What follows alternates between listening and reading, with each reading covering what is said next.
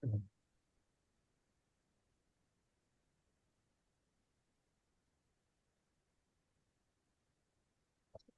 sudah. Assalamualaikum warahmatullahi wabarakatuh. Perkenalkan, kami dari kelompok 4 yang beranggotakan saya sendiri Safa Safiera, yang kedua ada Ahmad Albiya Alfihan, dan yang ketiga ada Indi Fiska Ramasari, dan yang keempat ada Muhammad Irsyad. Di sini kami akan mempresentasikan tugas kolaboratif kami. Yang pertama, kami menggunakan transformasi Z dan Fourier dengan program Z-Plan-Plot. Boleh ke codingannya?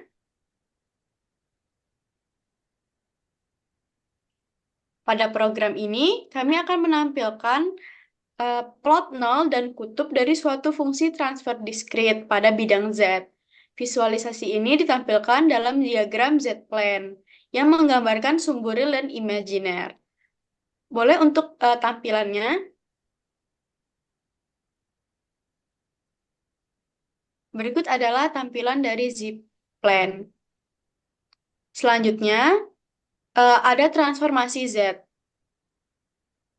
di mana untuk transformasi Z ini kami akan menghitung transformasi Z secara manual dari suatu fungsi sinyal diskrit tertentu. Berikut untuk contohnya.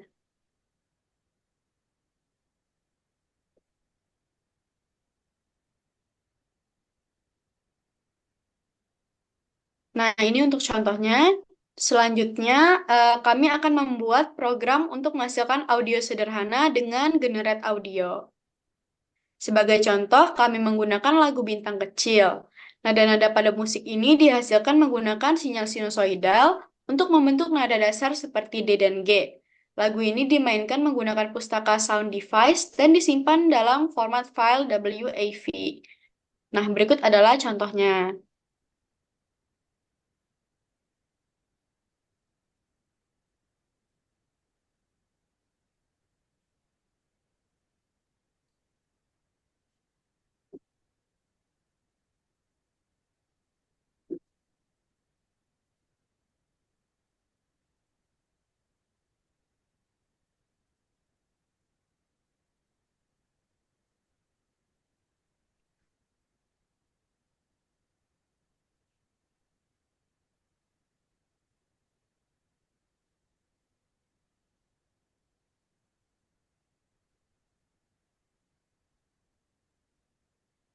Sudah.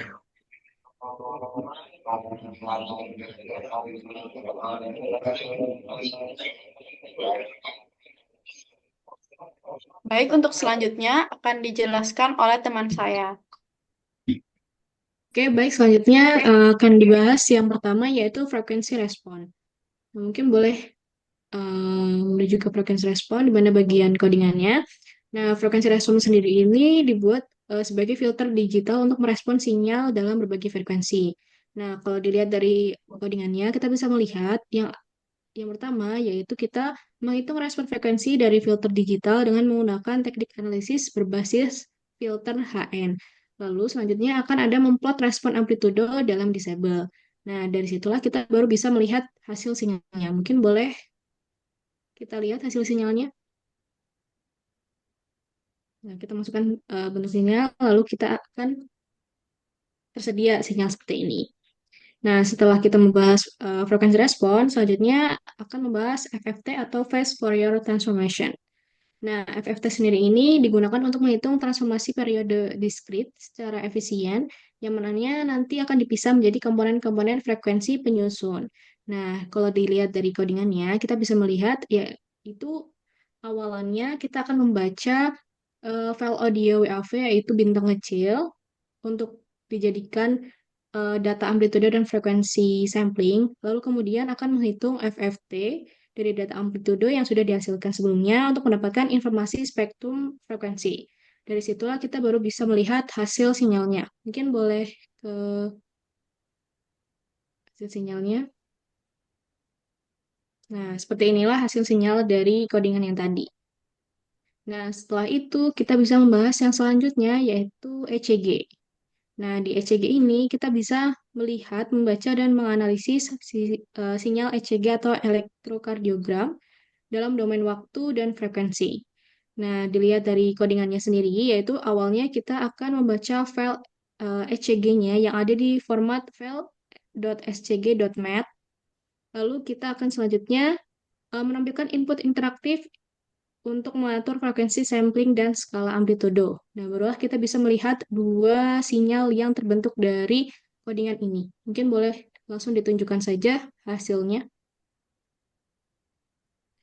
Nah, dari situlah kita mendapatkan dua grafik, yaitu domain waktu yang menunjukkan pola ECG terhadap waktu, dan domain frekuensi, yaitu distribusi energi sinyal ECG pada berbagai frekuensi. Nah, untuk selanjutnya, saya serahkan ke teman saya, yaitu Irsyad.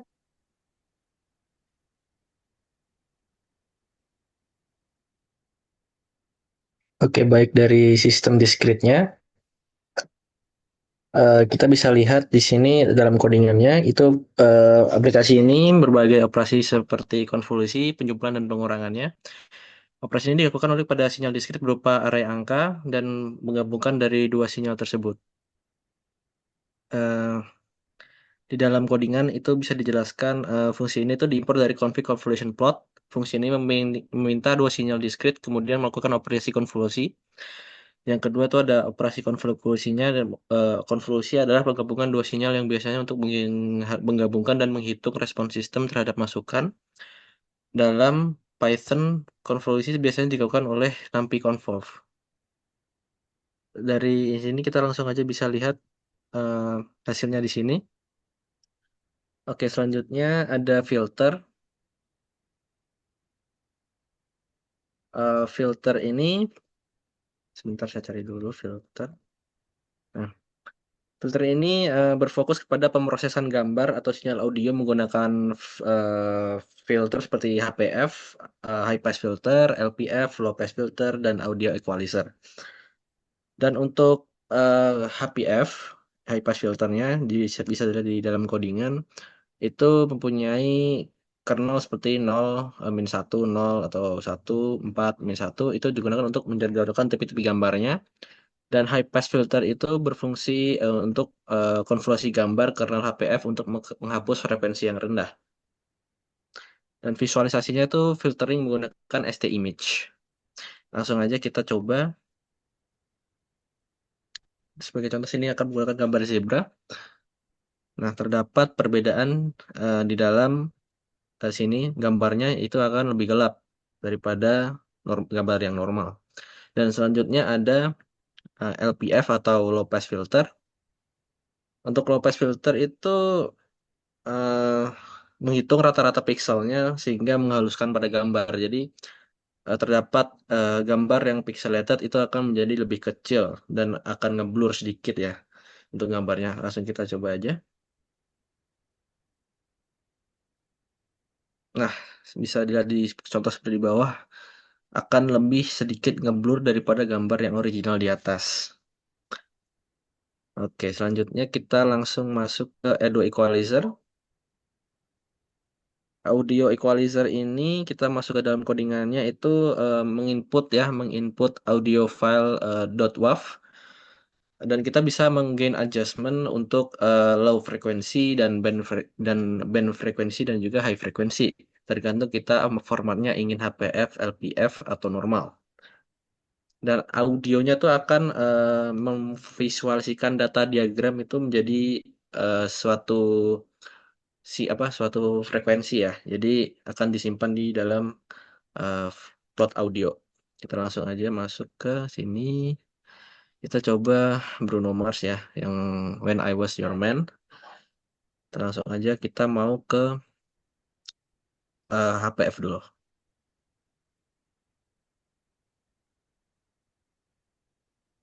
Oke, untuk HPF kita bisa lihat gambarnya seperti ini. Dan kita akan coba untuk LPF ya.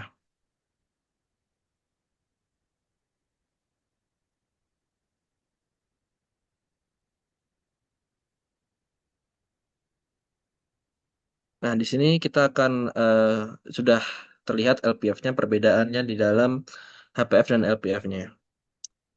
Oke, untuk penjelasan ini sekian. Semoga bisa bermanfaat ya. Selanjutnya akan dijelaskan oleh teman saya Albihi Alfian. Saya di sini akan menjelaskan program yang dibuat untuk melakukan berbagai operasi dasar sinyal diskrit yang mencakup penjumlahan, pengurangan, perkalian, dan pencerminan waktu. Program yang kami buat ini mencakup beberapa operasi dasar sinyal diskrit. Yang pertama yang akan kita bahas yaitu penjumlahan sinyal. Dapat dilihat dari codingan tersebut. Cara kerja operasi ini ialah menggabungkan dua sinyal dan dengan menjumlahkan amplitude mereka pada setiap titik waktu yang bersamaan. Bisa ditunjukkan untuk hasil dari penjumlahan sinyalnya.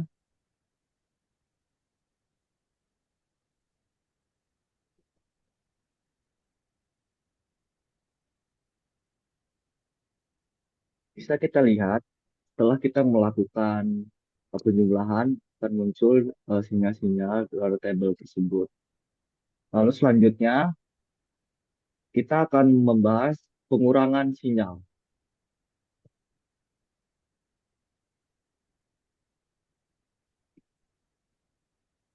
Operasi ini bekerja dengan cara amplitude satu sinyal dikurang amplitude sinyal lainnya pada setiap titik waktu.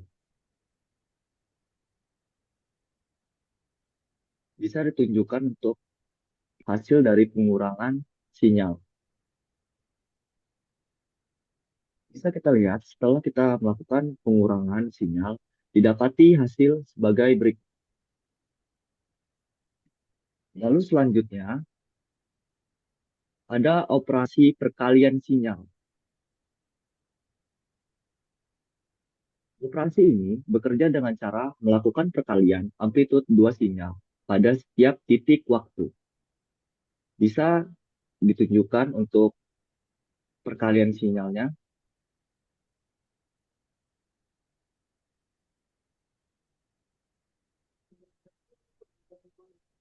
Setelah kita melakukan perkalian sinyal, didapati hasil sebagaimana berikut yang tertera pada tabel. Lalu berikutnya adalah pencerminan waktu.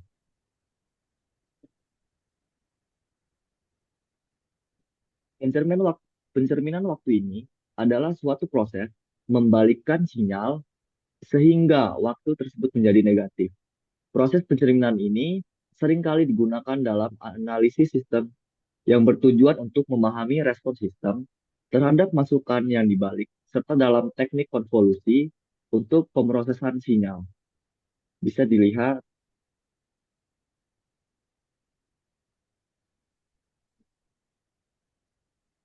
bisa kita lihat setelah melakukan pencerminan waktu, ini adalah hasil yang kita dapatkan. Keempat operasi ini adalah dasar penting dalam pengolahan sinyal dan juga memiliki berbagai aplikasi dalam teknik dan ilmu komputer. Mungkin itu saja yang bisa saya sampaikan. Selanjutnya akan dijelaskan oleh teman saya, Safa Safera. Silakan. Baik, berikutnya ada fungsi ADC, DAC, dan sinyal yang berkaitan dengan amplitude scaling, di mana fungsi ini berperan dalam mengubah amplitude sinyal dengan cara mengalihkan setiap sinyal sampel dengan faktor skala tertentu. Proses ini menghasilkan sinyal baru dengan amplitude yang lebih besar atau lebih kecil. Boleh ke contohnya saja?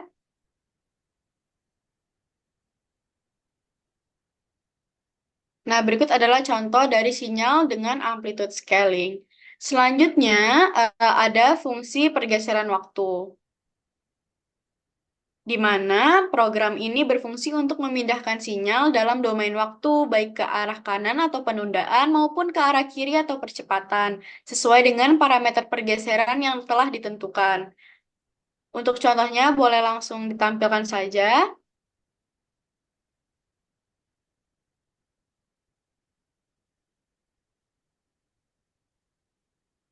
Baik, ini adalah contoh dari pergeseran waktu. Lalu yang terakhir ada fungsi penskalaan waktu, di mana fungsi ini memungkinkan percepatan atau perlambatan sinyal melalui penyesuaian skala waktu yang mengubah kecepatan sinyal tanpa mempengaruhi amplitudenya. Untuk contohnya, boleh langsung ditampilkan aja.